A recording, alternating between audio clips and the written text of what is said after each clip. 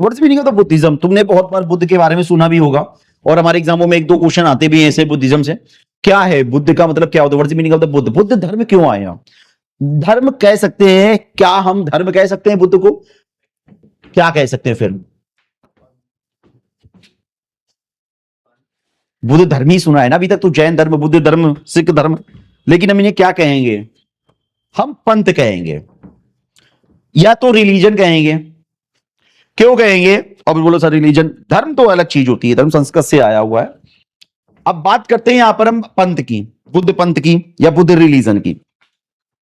यहां पर क्या ऐसी सिचुएशन आ गई थी, तुम्हें पता है सर 1500 से लेके 600 बीसी का जो समय काल माना जाता है, उसके जो बीच का जो समय काल है वो वैदिक टाइम पीरियड है ना। 2600 से लेके 1900 का टाइम पीरियड जो हमने पढ़ा, जो पीक पॉइंट का टाइम पीरियड था, वो जो तुम्हारा था इंडस वैली सिविलाइजेशन का, हड़प्पा सभ्यता का, जहां पे हड़प्पा सभ्यता भारत में फल फूल रही थी, डेवलपमेंट हो रही थी, बहुत अच्छे तरीके से प्रोग्रेस कर रही थी, है ना।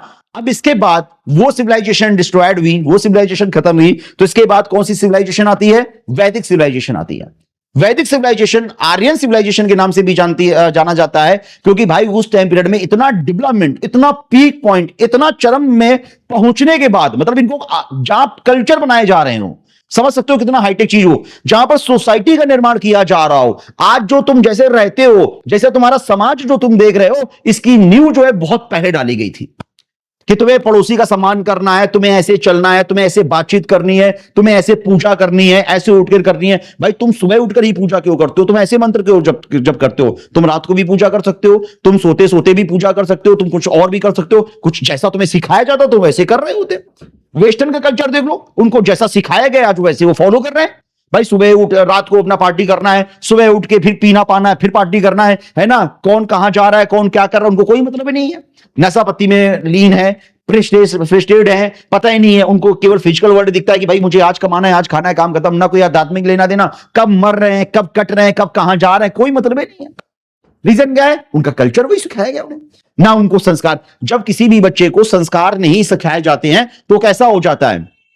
बिना संस्कार का हो जाता असंस्कारी, किसी को मारेगा, किसी को गाली बकेगा, किसी को लूटेगा, किसी को कोई सम्मान। लेकिन जब तुम्हें संस्कार सिखाए जाएंगे, ये तुम्हारे बाबा हैं तो बाबा को पैर छुए जाएंगे, है ना। ये तुम्हारे गुरुजी हैं, इनका सम्मान किया जाएगा।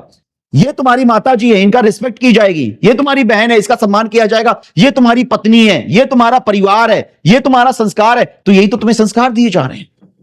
ये संस्कार कब सिखाए जा रहे हैं? वैदिक टाइम पीरियड में सिखाए जा रहे हैं, हर चीज किया जा रहा है। फिर ऐसा क्या कारण हुआ जिनके कारण एक नए पंथ की शुरुआत हुई? तो 6वीं बीसी की हम बात करते हैं, 6 बीसी की बात करते हैं। Buddhism originated in the ancient India, founded by the Gautam Buddha in the 6th BCs. It was a major religious and the philosophical movement that had the profound impact on the Indian culture spread throughout Asia.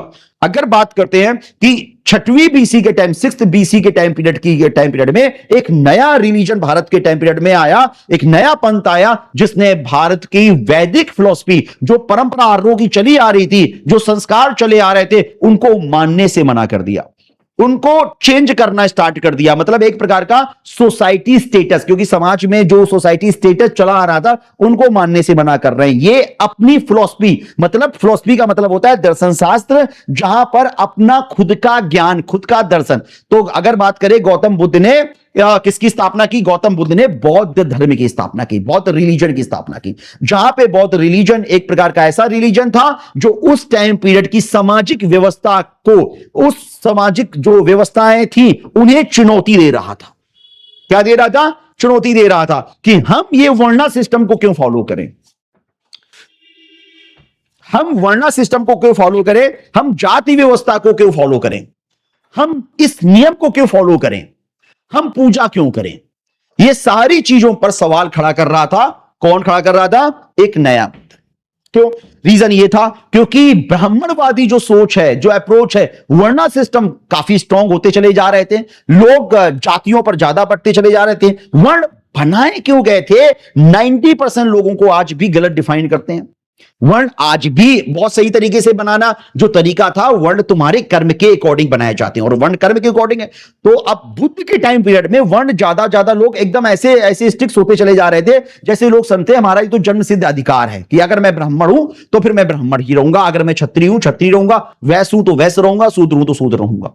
तो ये लोगों को समझ में आने लगा कि भाई मेरा तो वर्ण सिद्ध अधिकार हो गया, और लोग फॉलो करना स्टार्ट, ज्यादा कर्मकांड आ गए, ज्यादा पूजा पाठ आ गया। गरीब लोगों को जो मतलब जो वैसे थे, मतलब कि जो निम्न वर्ग काम किया करते थे, उनको समाज से हटाया जाने लगा, उनको मंदिरों में प्रवेश ना दिया जाने लगा, कुछ ऐसे काम करने लगे। तो जिसके कारण उन लोगों ने सोचा कि भाई हमें भी समाज में सोशल स्टेटस चाहिए, क्योंकि ब्राह्मण तो उच्च अपने आप को मानते हैं, सबसे ऊपर मान रहे हैं, सबसे ऊपर क्यों रख लिया, अब हमें भी स्टेटस चाहिए। तो स्टेटस चाहिए तो क्या करना पड़ता है, एक नया ऑप्शन देना पड़ता है। तो बुद्ध ने वो एक सामाजिक व्यवस्था को देखते हुए एक नया ऑप्शन दिया कि अगर तुम इसमें रहोगे, आर्य समाज में रहोगे, आर्य सिविलाइजेशन को फॉलो करते रहोगे, तो फिर तुम्हें सोसाइटी स्टेटस नहीं मिलेगा। उस टाइम पीरियड में एक और भी रीजन इनका बढ़ने का रीजन और भी था, क्योंकि वैश्य कम्युनिटी इंक्रीज कर रही थी, सारी चीजें बिजनेस व्यापार बड़ी तेजी से हाई फाई चल रहा था। तो वैश्य बोले मुझे तीसरी पोजीशन क्यों मिली, अब मुझे भी पहली पोजीशन में आना है, अब मुझे भी अपना स्टेटस सामाजिक और व्यवस्थाएं मेंटेन करनी है। पैसा हमारे पास में है, सिक्का है, जिसके पास ज्यादा पैसा जब आने लगता है ना, तो वो फिर डिमांड करना स्टार्ट करता है, वो फिर एक नया रिलीजन लॉन्च करना स्टार्ट करता है, नई व्यवस्थाएं बनाना स्टार्ट कर देता है। जिसके पास अगर सोसाइटी का अगर कोई गरीब वर्ग का है, उसके पास खूब पैसा धन दौलत सारी चीजें अगर आ जाती हैं, तो वो फिर एक नया स्टेटस क्रिएट करना स्टार्ट कर देता है, वो फिर एक अलग वैल्यू बनाना स्टार्ट कर देगा। वो बोलेगा मैं इसको नहीं मानूंगा, मेरी भी इज्जत चाहिए, मुझे भी सम्मान चाहिए। पहले तो पैसा कमाओ, फिर इसके बाद एक सोसाइटी की स्टेटस कमाना पड़ता है कि हमें स्टेटस चाहिए, है ना। इसीलिए बना सब स्टेटस जानते हो ना, कोई गरीबों का स्टेटस अलग होता है। तुम लोग देखना, आईएएस अधिकारी जहां पर बैठे होंगे, पुलिस कमिश्नर बैठे होंगे, अधिकारी बैठे होंगे सारे, तो अब तुम जाओगे तो तुम्हें बोलेंगे क्या, यार तुम्हारा भी स्टेटस नहीं है इनके साथ बैठने का, होता है ना। अमीरों का स्टेटस अलग होता है, जहां पर करोड़पति बैठे होंगे, तो क्या कोई व्यक्ति रिक्शा वाला या कोई आम व्यक्ति या फिर कोई नॉर्मल व्यक्ति क्या वहां पहुंच जाएगा, क्या नहीं जाएगा, क्योंकि इसका स्टेटस नहीं है। नॉलेजेबल कहां पर, जहां पर पंडित बैठे होंगे, विद्वान लोग बैठे होंगे, चर्चाएं चल रही होंगी, तो क्या वहां पर कोई जाएगा, नॉर्मल बंदा नहीं जाएगा। स्टेटस, कल को तुम इनकम टैक्स इंस्पेक्टर बन गए, कहीं अच्छी पोजीशन में लग गए, तो तुम्हारे एक अपना स्टेटस होता है। तो गरीब अमीर एक तो क्लासेस होती हैं, middle class, lower class, upper class, ये वो। तो ये सारो जब समाज में वैश्य समुदाय भी आगे बढ़ रहा था, कम्युनिटी आ रही थी उस टाइम पीरियड में, 6th BC के टाइम पीरियड में, जहां पर डिमांड हो रही थी कि कहीं ना कहीं हमें भी इज्जत मिलनी चाहिए। निचला समाज जो था, जिसको रेस्पेक्ट नहीं मिल रही थी, वो भी कहीं ना कहीं जिसका या शोषण किया जा रहा था या ज्यादा आडंबर आ रहे थे, ब्राह्मणवादी अप्रोच को ज्यादा वो लाया जा रहा था, तो उनके कारण भी एक नया धर्म की स्थापना हुई, जिसको गौतम बुद्ध ने किया, और ये 6th BC में आया। क्लियर हो गया, बैठो जल्दी से। अगला पॉइंट,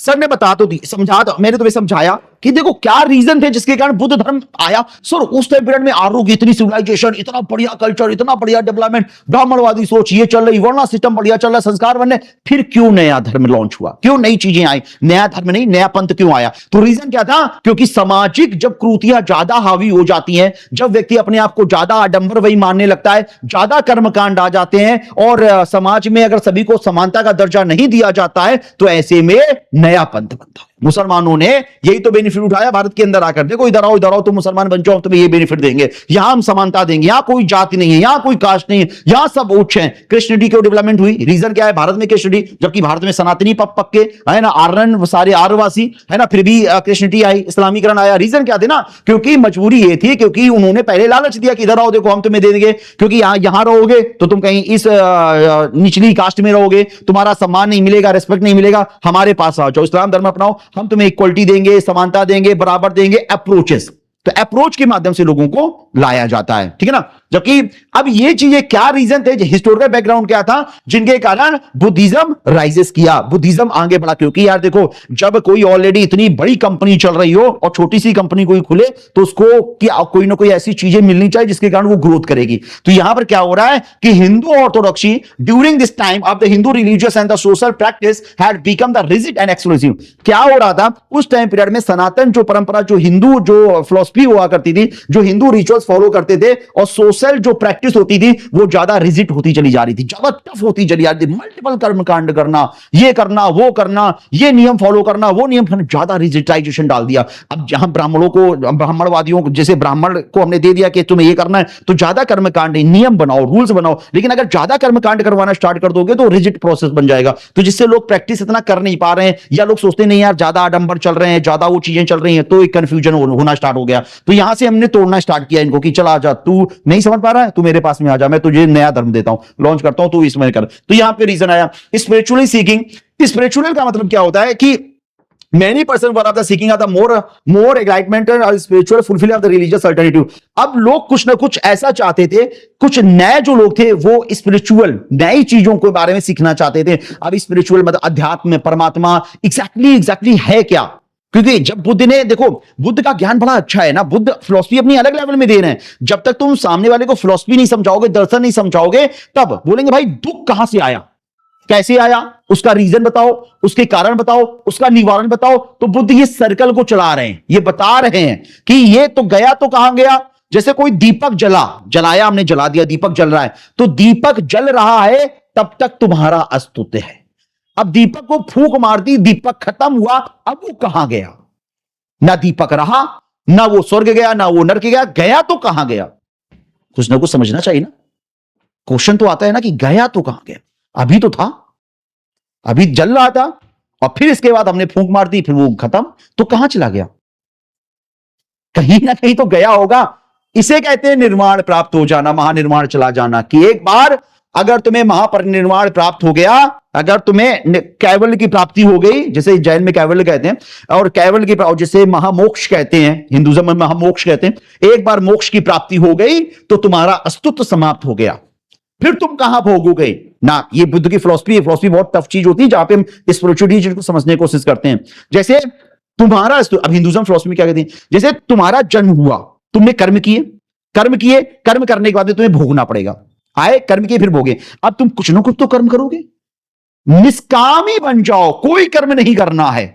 तो कोई कर्म नहीं किया, ना हमने गलत किया ना हमने सही किया, तो चलो ठीक है, हमारा रीबर्थ नहीं हो रहा है, हमारा प्रोसेस दूसरा चेंज हो गया। लेकिन हम जब आएंगे तो कर्म करेंगे, भोजन करेंगे, खाना पीना खाएंगे, कर्मकांड करेंगे, लड़ाई करेंगे, झगड़े करेंगे, गलत करेंगे, सही करेंगे। लेकिन नौकरी करोगे, सही गलत कुछ तो कुछ कर्म करोगे। जैसे कर्म करोगे तो कर्म का फिर उसका फल भोगना भी पड़ेगा, फिर वापस आना पड़ेगा। रीबर्थ सर्कल चालू रहता है। लेकिन अगर तुम निष्कामी हो जाओ, इच्छाएं खत्म कर लो अपने मन की, कि मैं जो कर रहा हूं समर्पित होकर कर रहा हूं, मेरी कोई इच्छा नहीं है, तो फिर तुम निष्कामी बन जाते।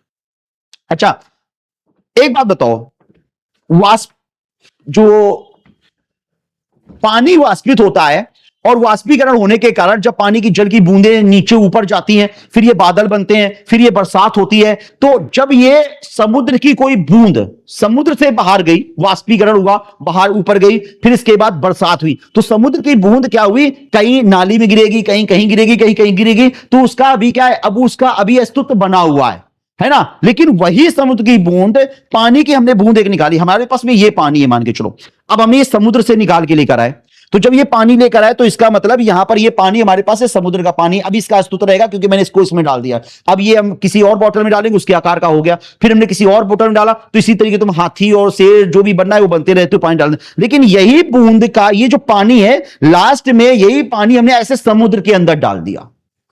अब मैंने बोला इसका अस्तित्व बताओ, तो क्या बता सकते हो पानी कहां गया? खत्म। इसे कहते हैं महापरिनिर्वाण, इसे कहते हैं महामोक्ष, इसे कहते हैं कि मोक्ष की प्राप्ति होगी, उसे जन्म खत्म हो गया। क्योंकि अब तुम ढूंढते घूमोगे, भैया वो पानी लाओ जो बोतल में था, वो कहां चला गया? मिलेगा बूंद नहीं, है ना। तो उसी में लीन हो गया जहां से आया था। तो यहां से यहां दूसरी बात है सोशल इनइक्वालिटी। समाज में कास्टिज्म सिस्टम ज्यादा इंक्रीज करता चला जा रहा था, कास्ट ज्यादा बढ़ती चली जा रही थी। ब्राह्मण जो वर्ण जो सिस्टम था धीरे धीरे कास्टिज्म में कन्वर्ट होता चला जा रहा था। देखो बड़ी प्यारी चीज है, हमारे सनातन में जो पहले के लोगों ने बनाई थी वो बड़े डिफाइन करके बनाते हैं भाई। वर्ण प्रॉपर अलग डिफाइन करते हैं, कास्ट अलग डिफाइन करते हैं। तुम्हें पता है वर्ण अलग है, कास्ट अलग है। कास्ट क्या होती है? कास्ट क्यों बनाई गई? जातियां क्यों बनाई गई? जातियां जन्म से हैं और वर्ण तुम्हारे कर्म से हैं। तो जातियां जन्म से हैं, तो जातियां जन्म से, क्या जातियां हम चेंज कर सकते हैं? नहीं। कर्म चेंज कर सकते, वो वर्ण चेंज कर सकते हैं। वर्ण अलग है, जातियां अलग हैं। अब जैसे तुम अगर पैदा हुए किसी जाति में पैदा हुए, भाई जातियां इसलिए बनाई गई थी क्योंकि तुम्हारे भाई प्रोफेशन गांव को समाज को चलाना था। आज तो शहरीकरण हो गया, डेवलपमेंट है, आज की तुम्हारी अलग सोच है। पहले के लोगों को गांव में रहते थे 50 घर, तो भैया जिसके घर में लुहार का काम वो लुहार। अब तुम्हें कोई लकड़ी लकड़ी का काम करना है, तुम कहां जाओगे? लुहार घर में जाओगे। एक घर होगा लुहार का, जो शादी ब्याह भंडारा जो भी चलेगा वो सारे यहां लुहार काम करेगा। सुनार जिसके नाम के आगे, अब मेरे पिताजी सोने का काम करते थे, मैं भी सोने का काम करता हूं, मेरी आगे आने वाली पीढ़ी भी सोने का काम करेगी, पुश्तैनी धंधा करेगी, तो मेरी जात के आगे लग गया सुनार है। कुछ अभी देखो चौधरी लगा लेते हैं, चौधरी जात, अब एक चौधरी जाति नई नई मॉडर्न में आ गई, चौधरी कोई लगाते हैं, ये रामलाल कुमार चौधरी, ये चौधरी, तो चौधरी को लगा लेते हैं। रीजन क्या है? चौधरी का मतलब होता है प्रधान। अब मेरे बाबा प्रधान थे, मेरे पिताजी प्रधान थे, अब मैं भी प्रधान हूं, मेरा आगे आने वाला बेटा भी प्रधान बनेगा, अब चौधरी नाम लगा लिया हमने, तो टाइटल चौधरी लग गया कि चौधरी साहब, लोग चौधरी बनने लगे। तो जातियां तुम्हारी जन्म से मिल रही है कुछ अधिकार। अब तुम्हारे, अब जो चमड़े का काम कर रहे हैं उदेल हैं चमार, तो जातियां बनाई जा रही हैं क्योंकि भाई प्रोफेशन काम के अकॉर्डिंग है। अगर वो काम कर रहा है कल को, अगर वो लेकिन वर्ण बड़ी प्यारी चीज है, वर्ण जो है तुम्हारे कर्म के। और कोई व्यक्ति, अगर वही व्यक्ति मान के चलो कि चमड़े का काम कर रहा है, लेकिन उसके जो कर्म है वो बड़े महान है, वो एकदम ऐसे कर्म कर रहा है जो ब्राह्मणवादी के जैसे कर्म है, लोगों को ज्ञान देना, विवेक देना, धर्म के राह दिखाना और सही कर्म करना, तो वो ब्राह्मणवादी, वो ब्राह्मण वर्ण में आ गया, वो ब्राह्मण कहलाएगा। जातियां कुछ भी हो सकती हैं, वर्ण तुम्हारे चेंजेबल होते रहते हैं, है ना। अब मैं व्यापार कर रहा हूं, मैं बिजनेस हूं, तो 4 वर्ण है ना, ब्राह्मण क्षत्रिय वैश्य, तो ये 4 वर्ण है, ब्राह्मण क्षत्रिय वैश्य और शूद्र। ओके, अनटचेबल तो अलग वर्ण में आ गया, अनटचेबल एक जातियों में आ जाता था, जिसको बाहर रखा जाता था, जो बाहर गांव के बाहर बसाए जाते थे, उनका कामकाज क्या होता था, जैसे मान के चलो मुर्दे को जलाना हो गया, है ना। हाँ, शूद्र, ये शूद्र तो वर्ण में आ गया ना। अनटचेबल का मतलब जिसको हम छुआछूत के लिए रखते थे, जैसे मान के चलो कि ये ऐसा क्या होता था कि जिसका प्रोफेशन बिल्कुल थोड़ा सा इनसे हटकर होता था। शूद्र का काम सर्विस करना है, सर्विस दे रहा, तो भाई जरूरी बिना शूद्र के तो काम ही नहीं हो सकता, कोई भी काम बिना शूद्र के नहीं हो सकता है ना। भगवान की पूजा भी करनी है तो सबसे पहले तुम्हें पद चिन्ह देखने पड़ते हैं, चिन्ह, पद चिन्ह, पैर देखने पड़ेंगे, शूद्र देखना पड़ेगा, शूद्र के बाद में तुम ऊपर ब्रह्म को देख पाओगे, पहले पैर बहुत इंपॉर्टेंट चीज है ना। तो ये चीजें क्यों? क्योंकि सबसे पहले पूरी सर्विस आईएसपी से डीएम, मजिस्ट्रेट, कलेक्टर, प्रधानमंत्री, ये जितने भी वर्कर हैं, जो भी काम करने वाले हैं, ये सभी शूद्र वर्ण के, तो शूद्र वर्ण ही तो है इनका, है। तो अब दूसरी बात क्षत्रिय वर्ण में, तो यहां पे जो क्षत्रिय वैश्य वर्ण है, व्यापारी वर्ग है, सारा व्यापार देखेगा, पूरा वो देखेगा। और फिर इसके बाद क्षत्रिय वर्ण है, राजपाट देखेगा, राजा वाजा काम करेगा। देखो ऐसा नहीं कि सर मैं राजा क्यों नहीं बन सकता हूं, अरे भाई तुम भी लड़ाई झगड़ाई करो, आराम से अच्छे तरीके से पावरफुल बनो, अपने आप को बनाओ, तुम भी राजा बन जाओगे, तुम्हारा वर्ण क्षत्रिय वर्ण हो गया। तुम पूजा पाठ, नियम, संयम, कर्मकांड और हर चीज वेदा पढ़ो, तुम ब्राह्मण बन गए।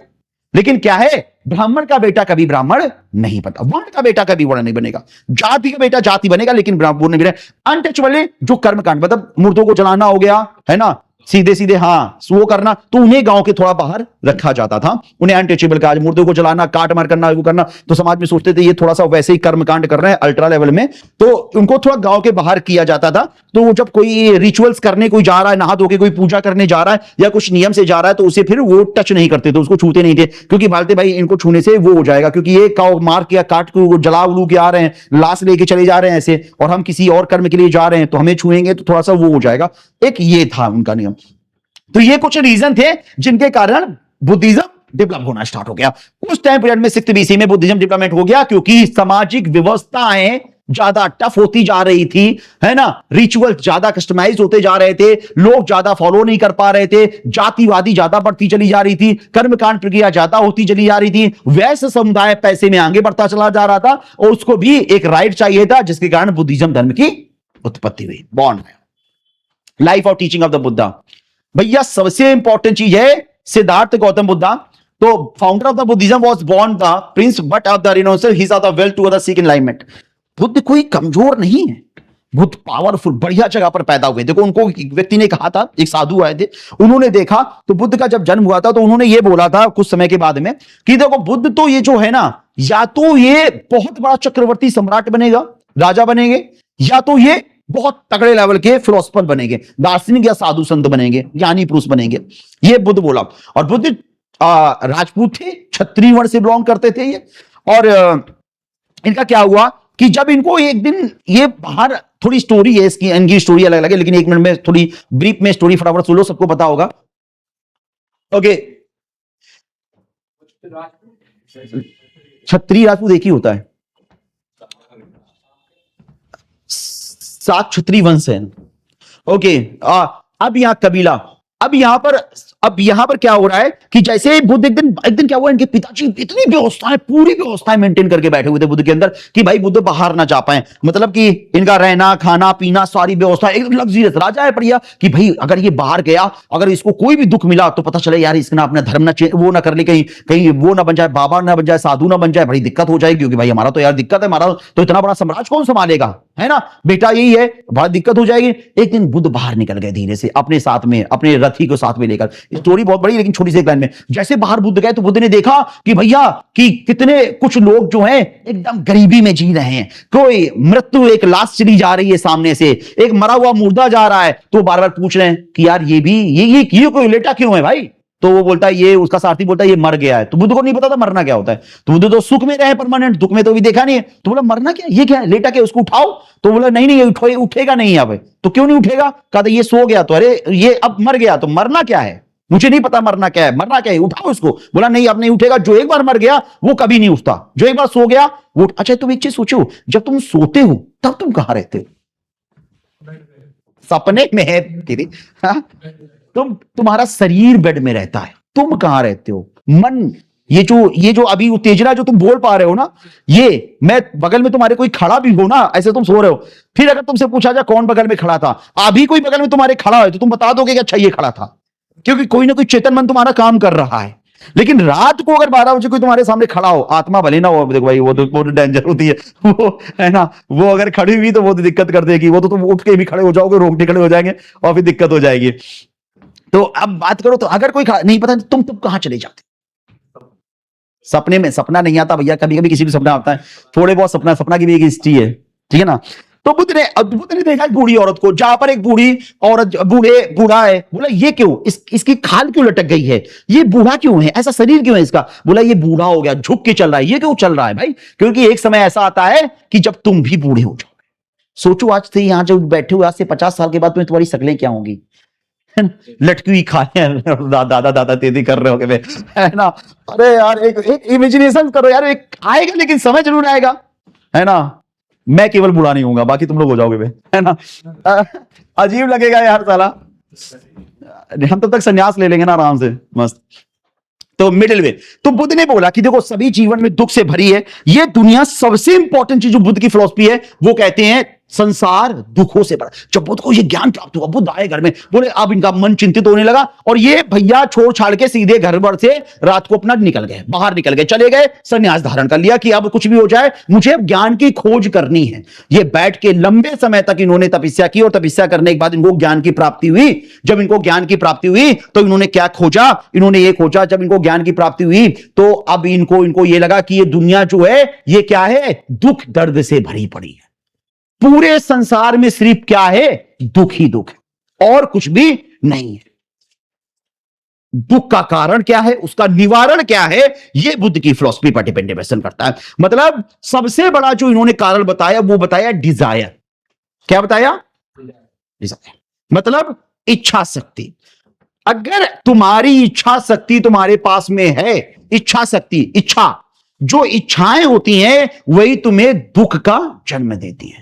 जितने भी दुख हैं वो सब किस कारण होते हैं, वो इच्छाओं कारण होते हैं। अगर तुम, अच्छा तुम्हें क्या करनी है, गाड़ी लेनी है तो दुख होगा, तुम्हें काम करना पड़ेगा, मेहनत करनी पड़ेगी, शादी करनी है तो दुख होगा, दर्द झेलना पड़ेगा, लड़ाई होंगी, झगड़े होंगे। अगर तुमने सोचा नौकरी लेनी है तो पेन करना, दर्द बर्दाश्त करना पड़ेगा, कष्ट होगा, नौकरी करोगे तो इच्छा तो ही है ना। अगर तुम्हारी जो इच्छा है और इच्छा के कारण तुम्हें तो परिश्रम करना पड़ेगा, और परिश्रम करना पड़ेगा तो तुम किसमें, कर्म में फंस जाओगे, कर्म में फंस गए तो तुम परेशान रहोगे जीवन भर। इच्छाएं के कारण तुम यहां पढ़ने क्यों आ रहे हो बे, किसी की इच्छा तो है ना नौकरी लेने की, तभी तो आ रहे हो, तभी तो काम कर रहे हो, हैं? कल को दूसरी इच्छा होगी, एक इच्छा खत्म होने के बाद में दूसरी इच्छा आ जाती है। अभी नौकरी लग जाएगी तो घर ले लेता हूं, अपना घर आ गया, कार ले लेता हूं, फिर इसके बाद यार फार्म हाउस ले लेता हूं, फिर इसके बाद यार दूसरा और इंतजाम कर लेता हूं, है ना, और इच्छा आ गई, हाँ, फिर और बड़ी इच्छा हो गई, ब्याह कर लेता हूं, फिर और इच्छा हो गई, दूसरा ब्याह कर लेता हूं, क्योंकि इच्छाएं बढ़ती चली जा रही, रुकी नहीं रही, कंट्रोल ही नहीं रहा है ना, रीजन ये। तो 4 नोबल ट्रूथ हैं बुद्ध के, ये मोस्ट इंपोर्टेंट 4 नोबल ट्रूथ। अष्टांगिक मार्ग, 8 सिद्धांत, याद रखना 4 चीजें, कितने ट्रूथ हैं? 4 नोबल ट्रूथ, 4 आर सत्य बुद्ध ने दिए अपनी फिलॉसफी के बाद में। जब बुद्ध को ज्ञान की प्राप्ति हुई तो 4 आर सत्य हैं और 8 अष्टांगिक मार्ग, 8 सिद्धांत हैं जिनके माध्यम से तुम बाहर निकल सकते हो। और 4 ट्रूथ, ये 4 ट्रूथ हैं, इनके बारे में सब लिखवा देंगे।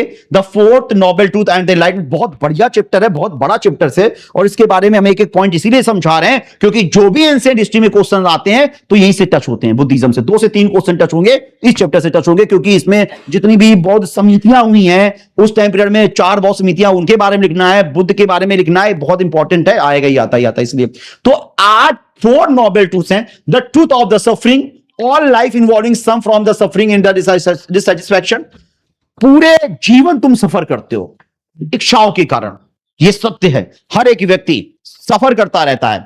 The origin of the suffering, इस दुख का जन्म कहां है, पूरा ये दुख आया कहां से है, उत्पन्न कैसे हुआ, सफरिंग में कैसे दुख। नेक्स्ट है the cessation of the suffering, it's the possible to end suffering by the eliminating of this its causes. और चौथा है the path to the cessation of the suffering, the 8-fold path. तो आखिरी दुख क्या है, संसार दुख का कारण क्या है, उसका निवारण क्या है, यही तुम्हारे 4 आर सत्य हैं, जो किसके द्वारा दिए गए हैं, बुद्ध के द्वारा दिए गए। ये मैं लिखवा दूंगा, सारी लाइन लिखवा दूंगा, इनको डायरेक्ट याद कर लेना, ज्यादा समझने की जरूरत नहीं है।